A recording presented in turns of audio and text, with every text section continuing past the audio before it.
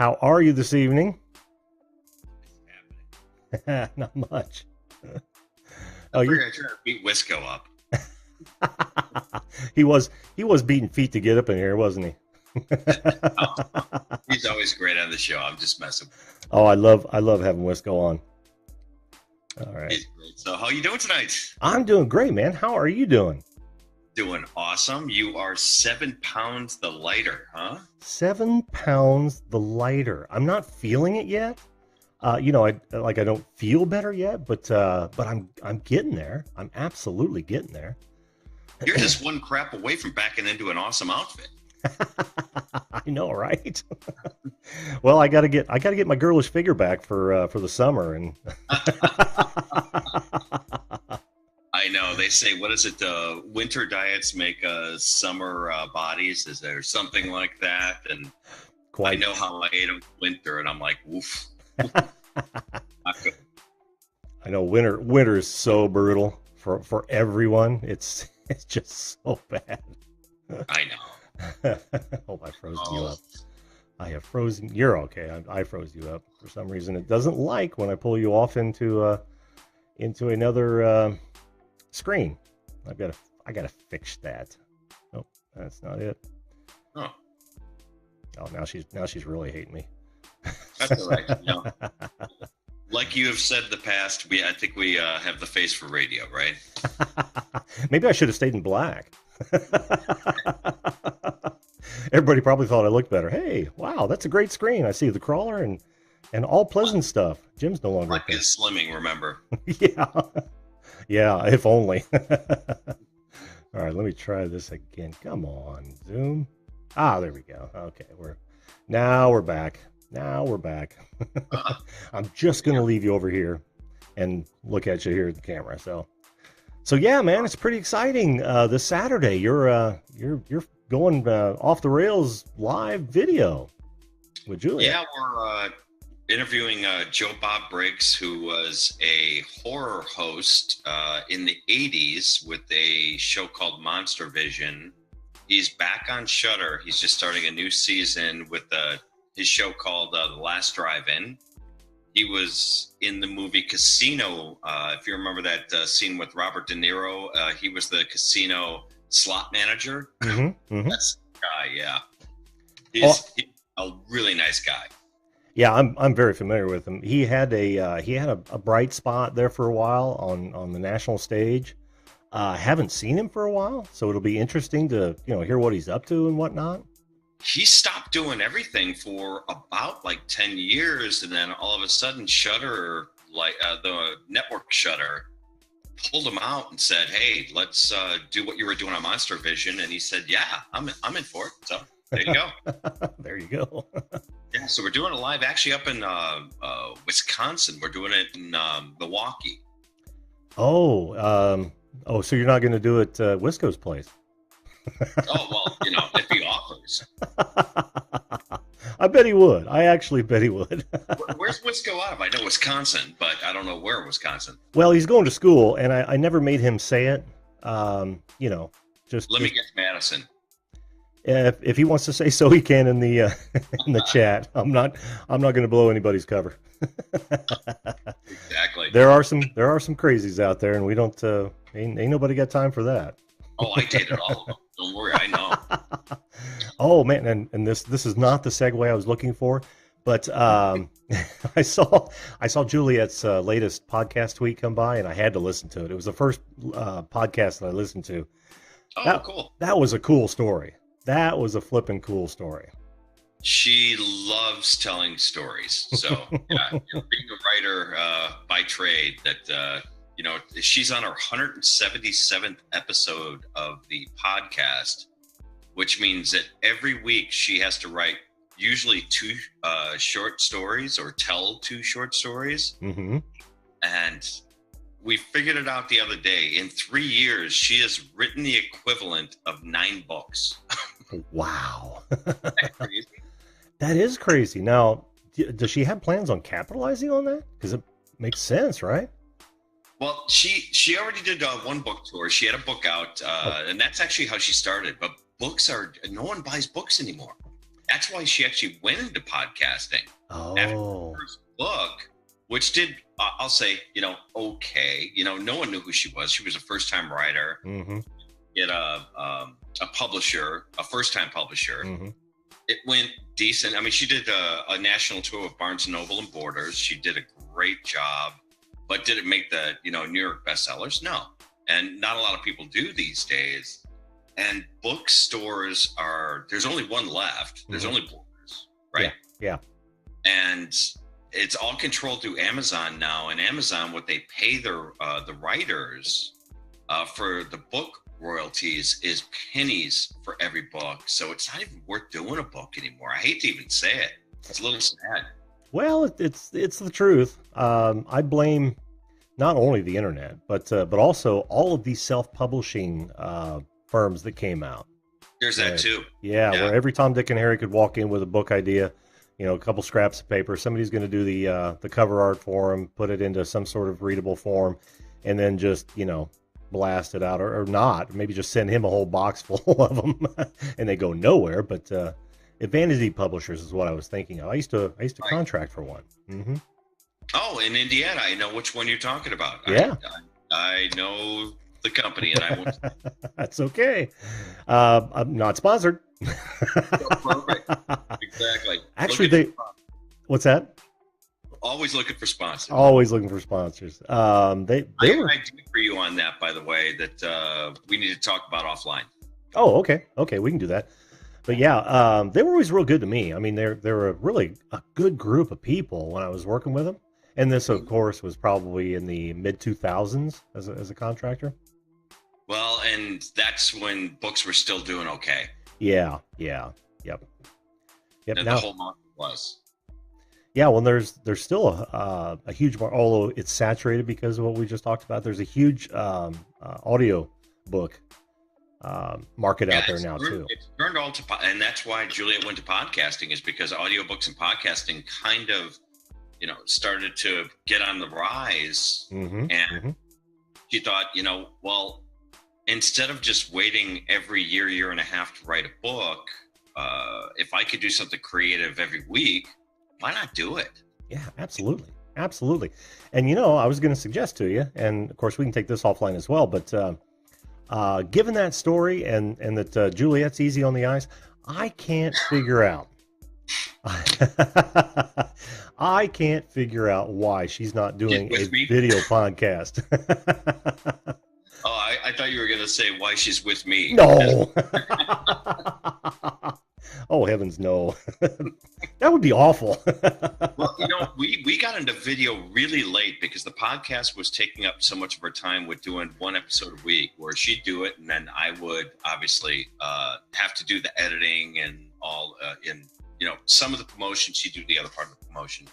Right. And I'd have to book guests, like celebrity guests on the show. That it takes a lot of time. It's fun as hell, but it takes a lot of time.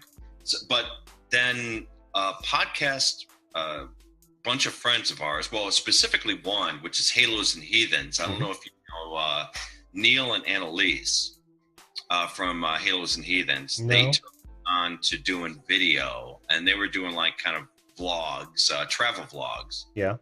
And they introduced us to Pusa Studios, who they had just met. And that kind of gave us the bug. And then she's like, I want to do videos as well. I'm like, great, you just doubled our work. Well, if you're laying them down to tape, it's really not, tape here, showing my age again. If you're laying them down to tape, it's really not that much because you're already doing the production. All you got to do is have the camera rolling, do a little bit of snip on the back side. I mean, she seems like, and was she reading from a script on that one? Like she'd written that out and then she was reading it? No, never. She has bullet points in front of her. She just does like a bullet point form for her podcast where she knows where she wants to start, where the middle, and how she wants to end.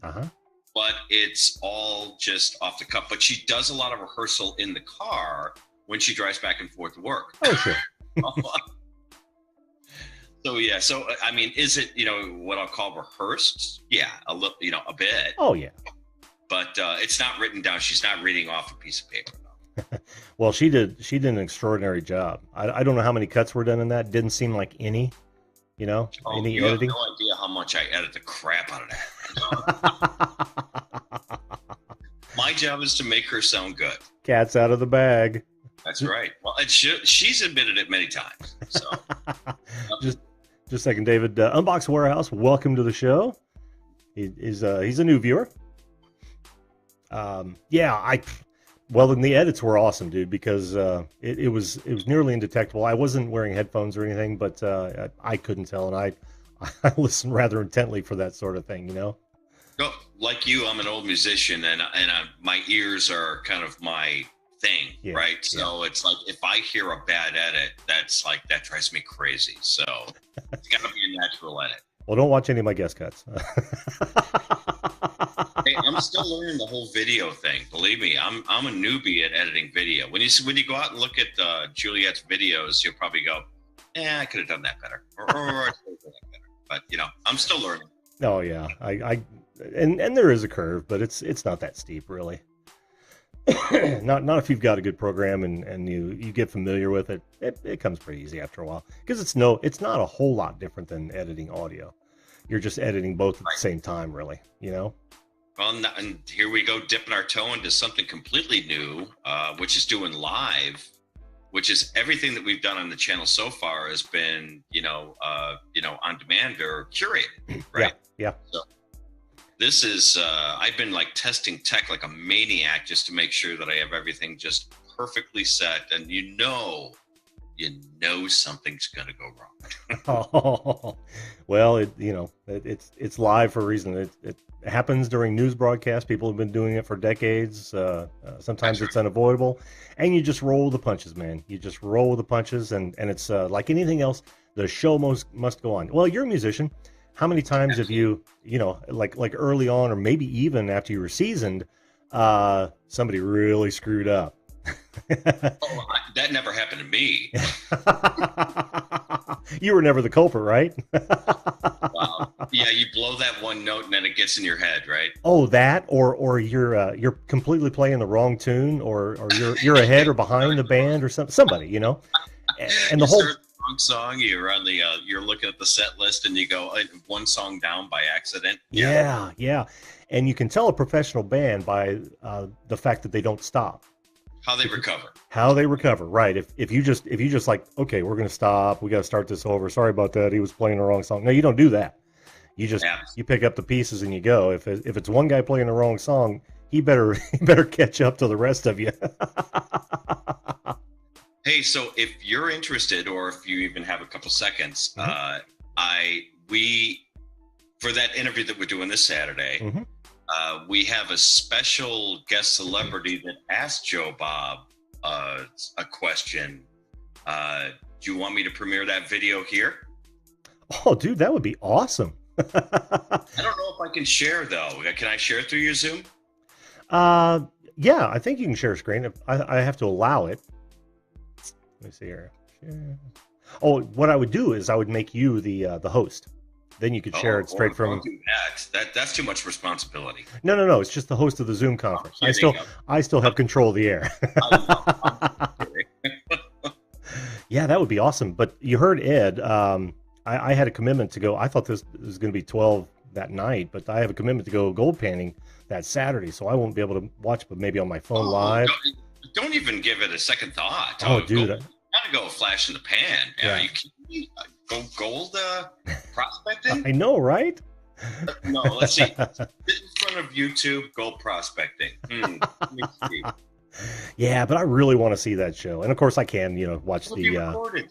Yeah, I can watch the result, but I wanted to be there live for it, man. It's very kind of you, but I'd go. You know what? If Ed invited me, I'd go with him. Oh, it's really nice to get out. And it's going to be 70 this Saturday, too.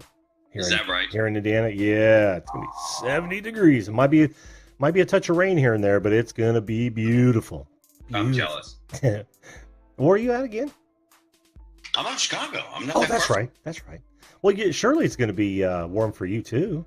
Should be, actually up in, we're going to be up in Milwaukee, and I think it's supposed to be like 60. Still not bad, No, not bad at all. Not bad at all. Hey, 21090 Brewing, welcome to the show. Heritage Farms, Texas is back. Awesome. Who else did I see? Hyrule Legend. That's a first. Welcome to the show, my friend. Welcome to the show. Yeah, so if we don't have signal where we're at, I guess I'll have to watch the replay. But guys, by all means, and let's see, I can probably, I'll work up a link and throw it in the chat, or definitely in the description box later to her channel, so you guys can catch it. Oh yeah, oh absolutely. Yeah, I mean, I didn't realize. Now I've seen some of the videos, but I didn't realize how polished she is behind a mic on the podcast. That was, like I said, it was a really cool show, cool, interesting story, and it's a slice of life too, right? Yeah, it's all stories from her past. She was a PR agent out in Los Angeles, and she worked with a lot of the major bands out there. And she has a lot of stories to tell. Well, you guys get a chance to go. Actually, you can find it. What's her Twitter handle? It's at Morning Neurosis. At Morning Neurosis. You guys, if you want to follow that, just look up Juliet Miranda and Google. You'll be able to find her all over. Yeah, it's easy to find on Google. Yeah, you guys will enjoy her podcast if you're into podcasts. Absolutely. And the thing is, she does some of those, and then in between every, I don't know, like third, fourth, or fifth episode, that she interviews other people too. Like she's had Mike Rowe on the show. She's had KK Downing, Doc McGee, who used to manage Kiss, Ari Shafir, Bert Kreischer. She's had Eric Roberts, a whole bunch of people on the show. So that's the fun part for her. That's when she doesn't have to tell stories. Well, like I said, I love her storytelling technique, and I would agree with you, man. She is made to tell stories. That's awesome, Jim. I'll make sure to pass that on to her. Very cool. I forgot her name the last night. For some weird reason, it's that old age creeping in on me. Oh, see, I can't do that, or else I'd get hit. Well, you're a little too close. She can't hit me from here.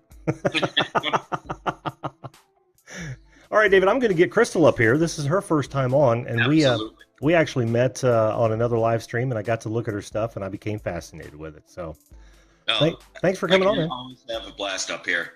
Have a good night. You too, man. Thanks so much for coming on. Take care. You too. And there you have it, another wonderful video call-in show guest. If you like what we're doing here, make sure you hit that subscribe button and ring that notification bell right now so you don't miss out on future videos and guests. Also, make sure to like and share our videos so we can continue to build this unique community. Thanks again for watching, and remember, always treat others as you want to be treated. See you live.